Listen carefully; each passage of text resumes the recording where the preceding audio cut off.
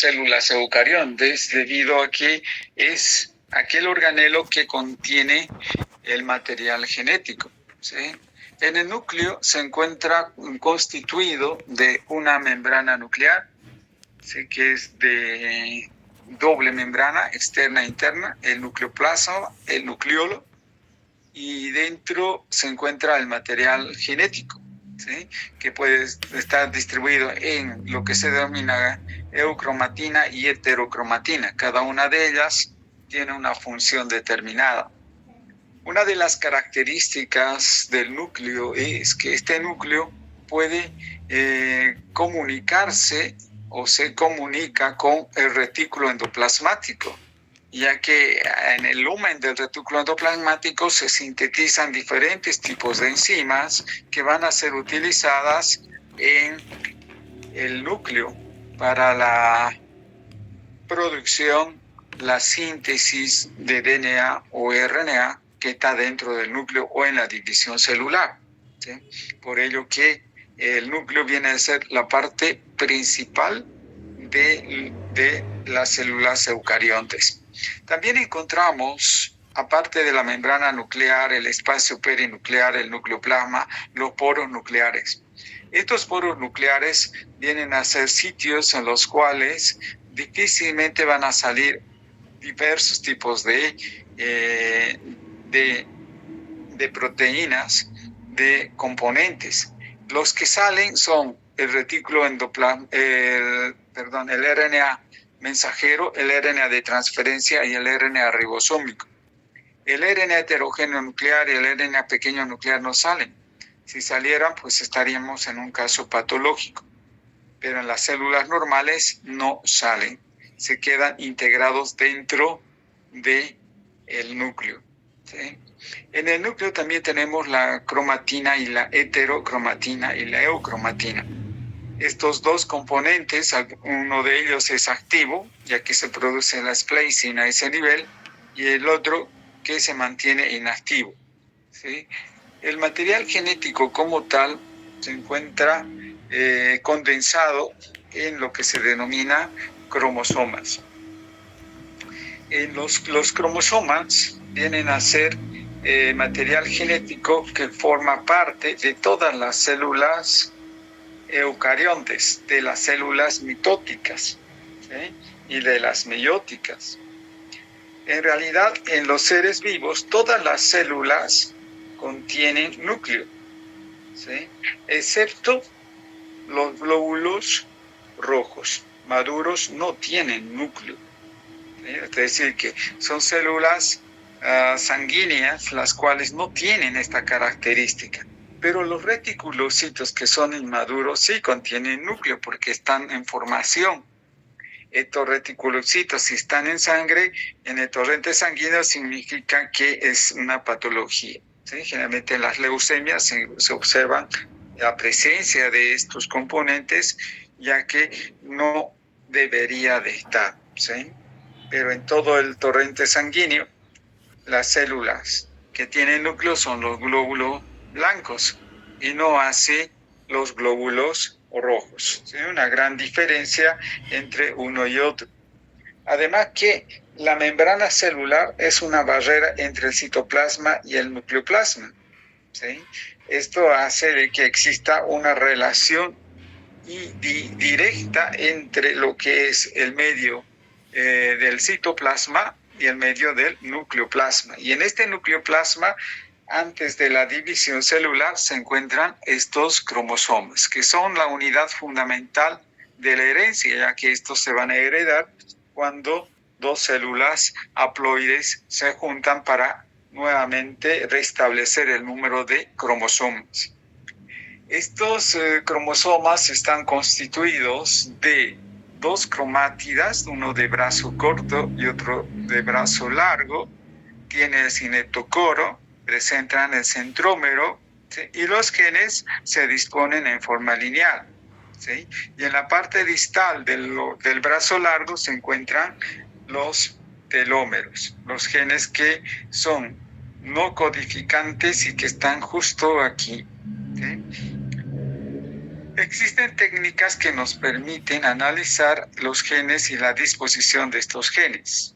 ¿Sí? Muchas veces está alterado toda la parte de alineación genética y esto nos da lugar a un tipo de patología. Sin embargo, hoy en día existen técnicas mucho más específicas analizando el propio gen. ¿Sí? Eso lo vamos a ver más adelante. Bien. En los cromosomas como tal, ¿sí? Se unen, se empaquetan de tal manera que existen estas proteínas llamadas histonas y no histonas. ¿Sí? Estas proteínas histonas y no histonas le dan la estabilidad al material genético, permiten que el material genético esté adherido de esta forma. Generalmente se unen aquí en los surcos, ¿sí? Por lo cual los genes se encuentran empaquetados, ¿sí? De esta forma. En un medio básico se encuentran muy bien. En un medio ácido se abre esto y a veces se activan genes que no deberían activarse. De eso se trata la epigenética. La epigenética viene a ser un área en la cual determina qué genes se activan y qué genes se desactivan y qué genes están inactivos de por vida. Debemos recordar que nosotros provenimos de la herencia de nuestros abuelos, ¿sí? Y esta herencia está en los genes. Si en algún momento algún descendiente ha tenido un problema genético, un tipo cáncer o cualquier otra enfermedad genética que se ha heredado, ese gen podría ser transmitido, pero podría no estar activo. Entonces se encuentra aquí. ¿Sí? En un medio ácido generalmente se activan genes que no deberían activarse y es por ello que la epigenética estudia en qué medida estos genes se activan o desactivan. ¿Sí? No solamente es el medio ácido, sino también otros factores que van a permitir activarse o desactivarse a los genes. En aspectos normales, generalmente un pH neutro y básico mantienen este material genético en condiciones. Otra característica importante a tener en cuenta de estas proteínas, ¿sí? que el conjunto de histonas, el DNA, se denomina cromatina.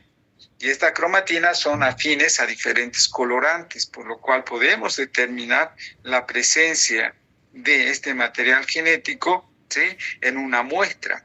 ¿Sí? Como el árbol de Navidad es una técnica para determinar si están o no están presentes los espermatozoides cuando se toma la muestra de una secreción vaginal. ¿Sí? En una violación podría ser que existan espermatozoides en esa secreción vaginal. Entonces, ¿cómo se la determina? Aplicando esta técnica, el árbol de Navidad. Esta técnica lo que hace es que los colorantes que tiene se lleguen a interactuar con las histonas y no histonas de los espermatozoides. Y los espermatozoides pues tienden a tener un color brillante. ¿Sí? Y de esa manera podemos analizar gracias a esta característica de la cromatina. Otro aspecto importante a tener en cuenta en la extracción del material genético en el campo de la biología molecular es que este material genético se une a nivel de los surcos. Y al unirse a este nivel de los surcos es muy difícil poder separarlos con las técnicas, aun cuando existan técnicas que nos permitan extraer un DNA purificado. Hay una relación matemática, el cual tiene un factor que nos permite decidir si tenemos un DNA totalmente purificado o no.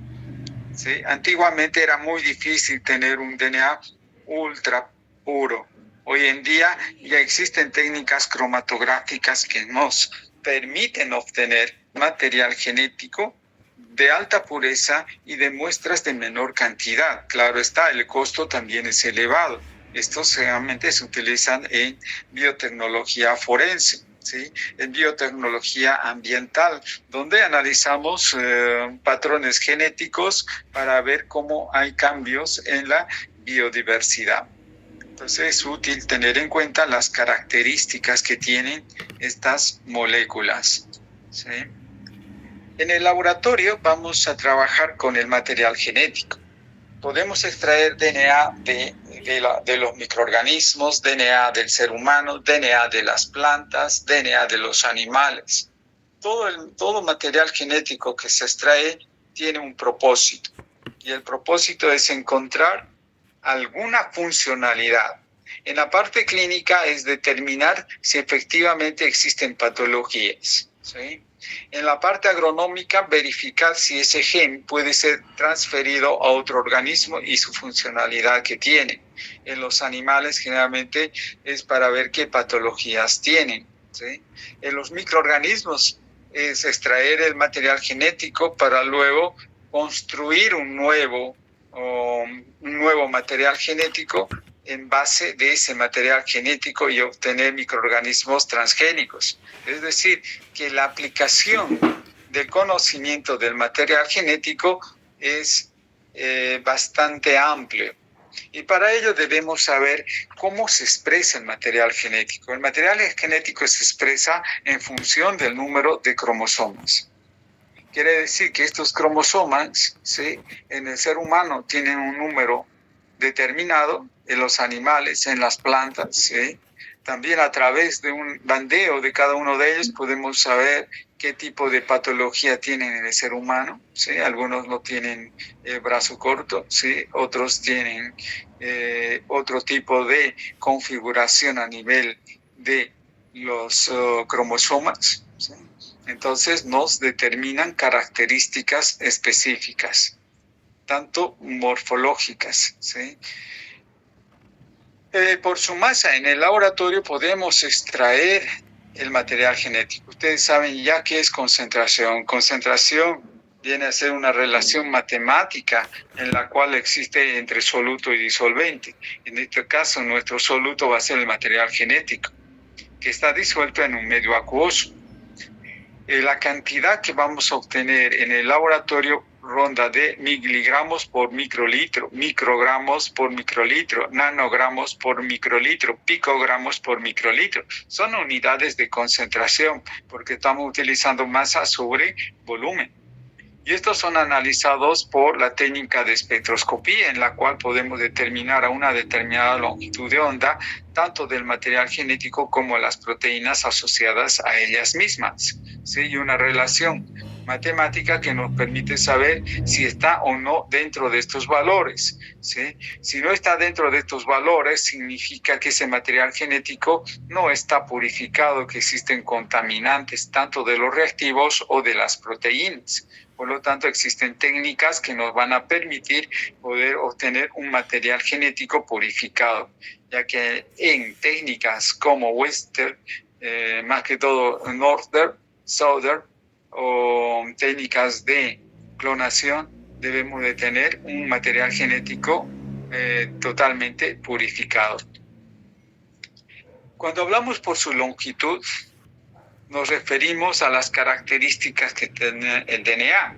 ¿Qué es el DNA? El DNA es un polímero que está constituido de nucleótidos. Su unidad fundamental es los nucleótidos y que están enlazados a través de enlaces fosfodiéster.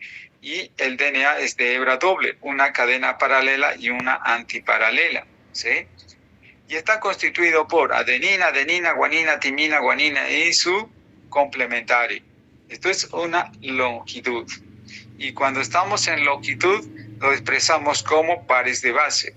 Un par de base, dos pares de base, tres pares de base, cuatro pares de base, cinco pares de base, seis pares de base, siete pares de base, ocho pares de base, 10 pares de base, 100 pares de base, 1000 pares de base, 5000 pares de base. Podemos utilizar la nomenclatura megapares de base, gigapares de base, la cual nos indica la cantidad de nucleótidos que tiene cada longitud. ¿En qué técnica la utilizamos esto? Pues la utilizamos en la técnica de la electroforesis.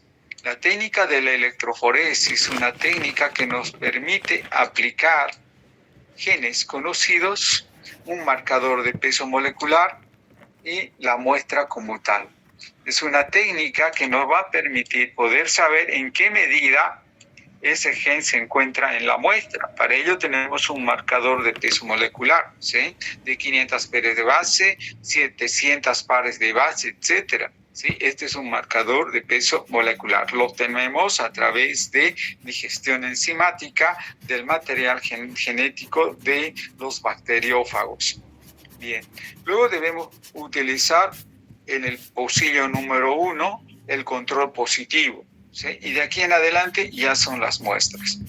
En algunas técnicas se utiliza un control negativo en la cual no deberá existir ninguna amplificación de material genético, porque esto lo hacemos a través de la PCR.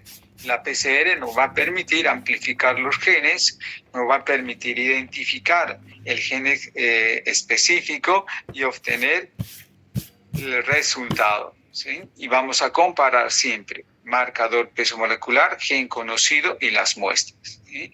En este caso, por ejemplo, la muestra 2, ¿sí? Está relacionada con este gen que está presente. En esta no tiene, ni esta no tiene. Significa que estos 3 muestras que son de 3 pacientes no tienen la enfermedad. Estos sí, estos 2 sí. Este probablemente no, este probablemente sí. Entonces, ¿qué es lo que se hace? Una vez que hemos obtenido esta información, se procede a la secuenciación. La secuenciación es una técnica que nos va a indicar de forma inequívoca que exactamente, ¿sí?, cuál de estos nucleótidos es y se compara con el patrón. Entonces, de esta manera tenemos una información verídica de un 99,9% de que efectivamente es esa patología. Como verán ustedes, el material genético se puede expresar de estas formas y sus diversas aplicaciones. Entre otros elementos que tiene la célula están los organelos. Y entre estos organelos tenemos 2, las mitocondrias y los cloroplastos, que son de importancia. A la biotecnología vegetal le interesan los cloroplastos, ¿sí?, y el material genético que éste posee, ¿sí? En la parte netamente clínica, ¿sí?, nos interesa la mitocondria. Estos organelos, las mitocondrias, son organelos complejos que realizan varias funciones importantes en la célula eucariota. Sus membranas especializadas, porque es de hebra de 2 membranas, ¿sí?, tienen el objetivo de generar el trifosfato de adenosina, es decir, adenosín trifosfato, el ATP, lo que permite aumentar enormemente la producción de energía a partir de la degradación de los glúcidos y los lípidos, ¿sí? Esto significa entonces que las mitocondrias van a utilizar productos químicos para poder obtener la energía, ¿sí? A este nivel de las crestas es donde se lleva a cabo todas estas reacciones químicas, ¿sí?, en la matriz, en el espacio intermembrana que existe. En la mitocondria encontramos su propio material genético, un material genético de hebra doble circular cerrado covalentemente, y que estos genes que ustedes pueden observar son genes codificantes, todos ellos, ¿sí? Tienen una cadena ligera y una cadena pesada, ¿sí? La replicación de este material genético está realizado por la enzima DNA polimerasa gamma, ¿sí? El DNA mitocondrial se encuentra en la parte interna. También existe RNA mitocondrial y ribosomas, lo cual significa que la mitocondria tiene las características de sintetizar sus propias proteínas y sintetizar proteínas para el medio citoplasmático y para la propia célula. Es más que aquí, a este nivel, es donde se origina la apoptosis, la muerte celular. Es aquí donde se programan, es aquí donde empieza la síntesis de los diferentes tipos de enzimas para la destrucción de la propia célula, ¿sí? Entonces la mitocondria viene a ser un organelo de importancia. Los cloroplastos también tienen un material genético muy similar a este, ¿sí? Tienen DNA cloroplástico, RNA cloroplástico y las proteínas cloroplásticas. La disposición de las mitocondrias en las células eucariontes difiere, ¿sí? En función del sitio donde se encuentran. En las células a nivel del músculo cardíaco existe mayor cantidad de mitocondrias debido a que necesitan energía las 24 horas, porque el corazón no deja de latir. Funciona desde que empieza a formarse el corazón hasta el día en que dejamos esta tierra, ¿sí? El corazón nunca va a dejar de funcionar, por lo tanto necesita una gran cantidad de mitocondrias.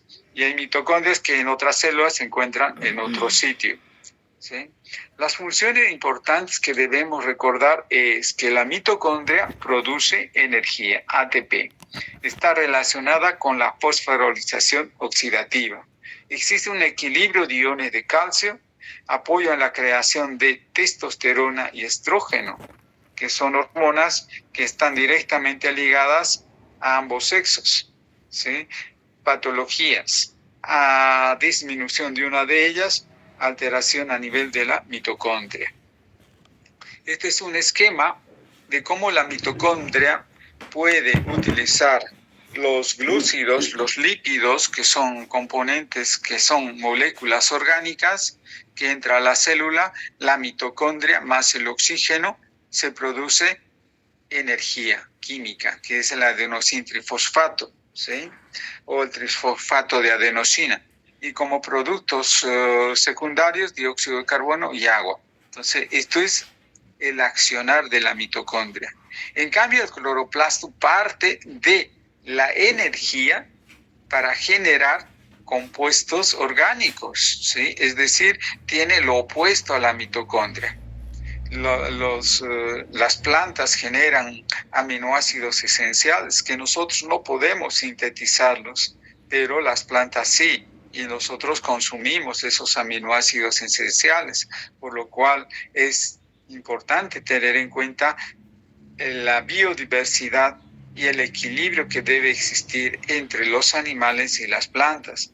El cloroplasto procesa energía solar, energía química, mediante la fotosíntesis. Ese es el término que se utiliza para la acción que tiene el cloroplasto.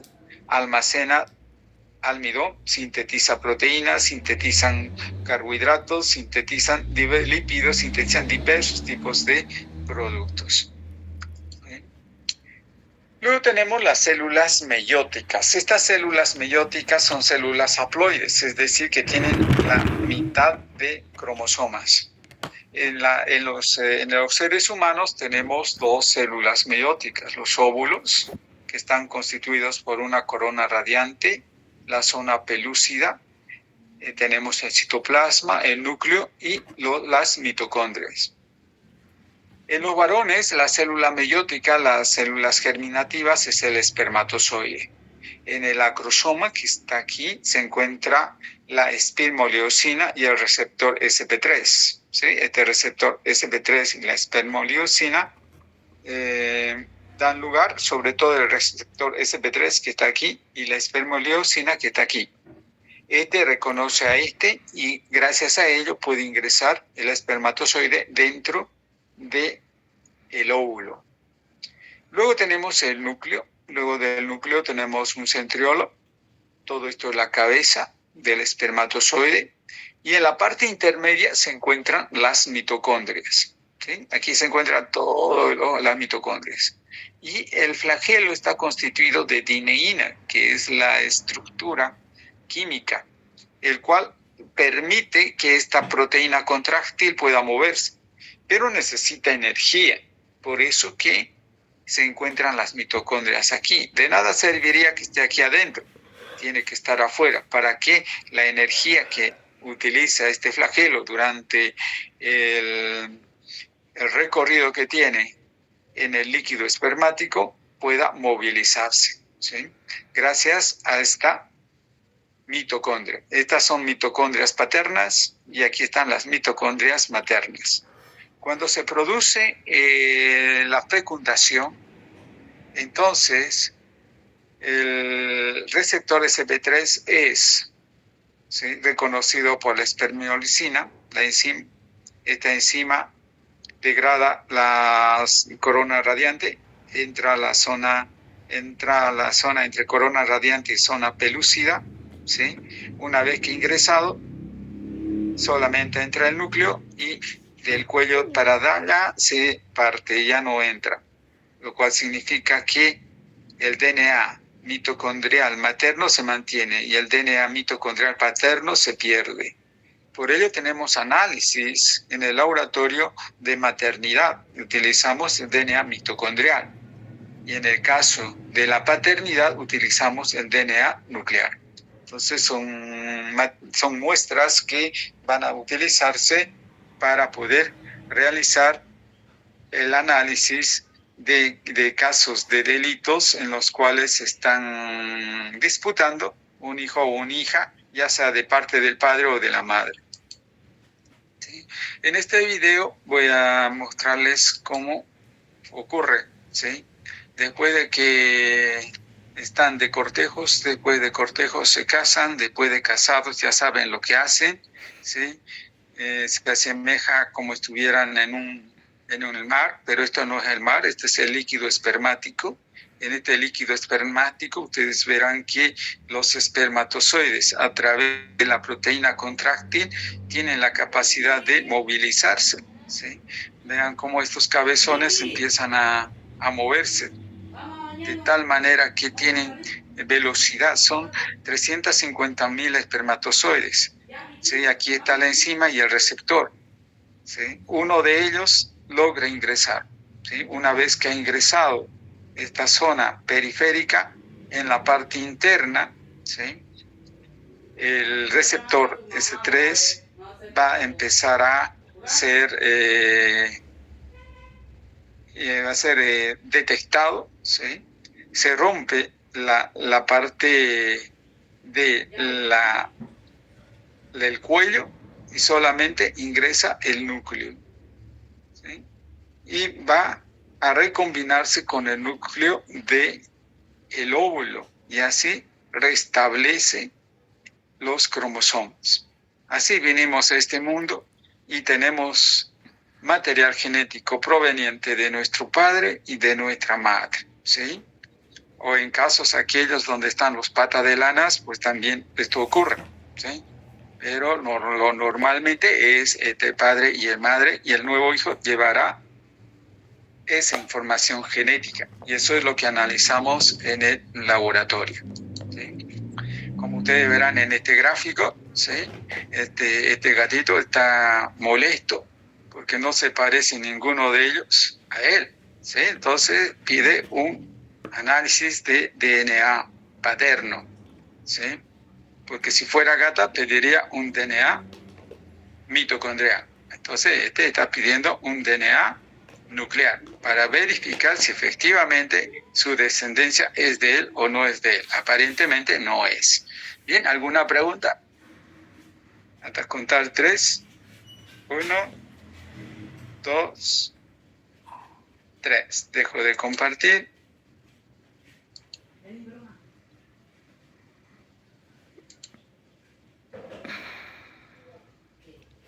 Bien.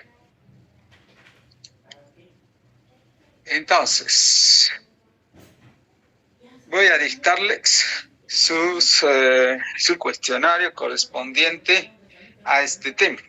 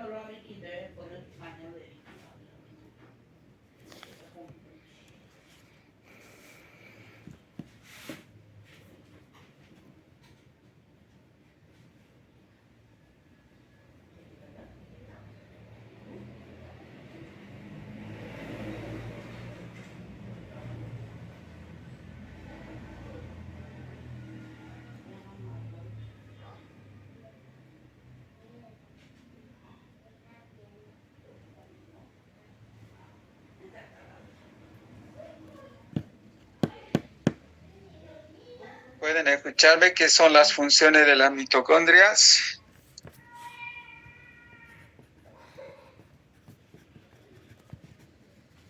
Sí, doctor, se escucha.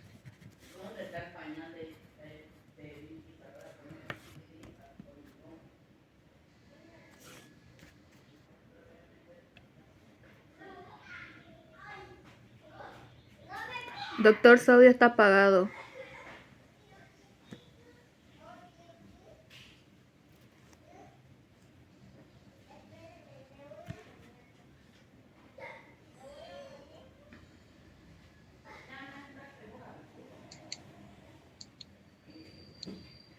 ¿Ahora pueden escucharme? Sí, sí, doctor. Sí.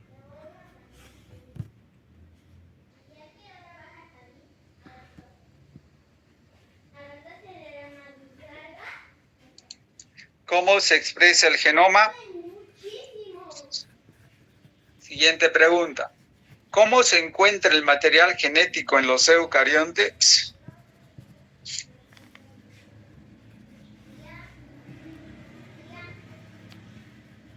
Siguiente pregunta. ¿Qué características tienen las células germinales?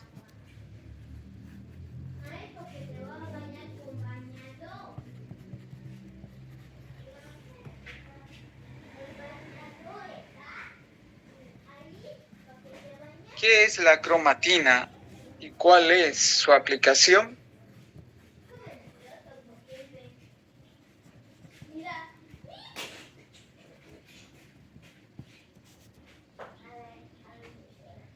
Escriba cómo se realiza el análisis de maternidad.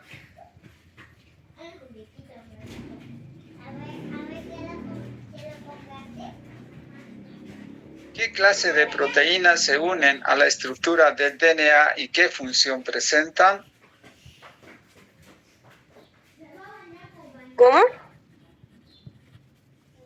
¿Qué clase de proteínas se unen a la estructura del DNA y qué función presentan?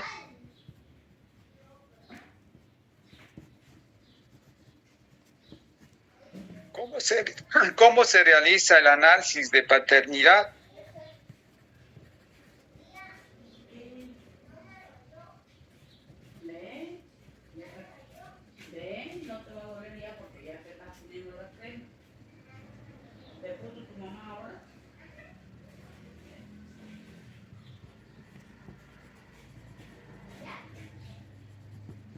¿Cuáles son las funciones de la mitocondria y del cloroplasto?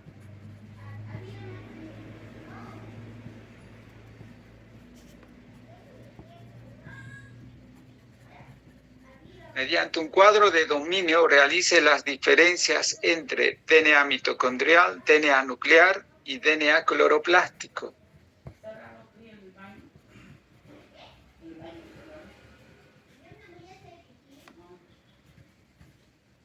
Doctor, ¿puede volver a repetir la pregunta? Mediante un cuadro de dominio realice las diferencias entre DNA mitocondrial, DNA nuclear y DNA cloroplástico.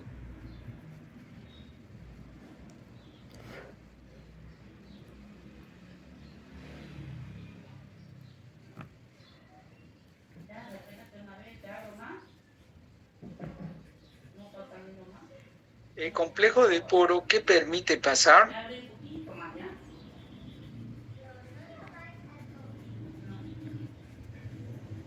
El DNA mitocondrial en el área forense, ¿para qué se utiliza?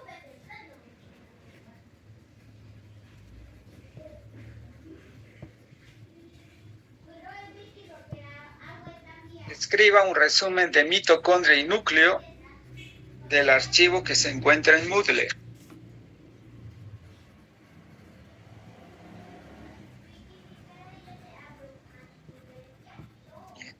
Toda esta información la tienen que subir a Moodle. Ahora, para que lo presenten en la clase presencial, ¿sí?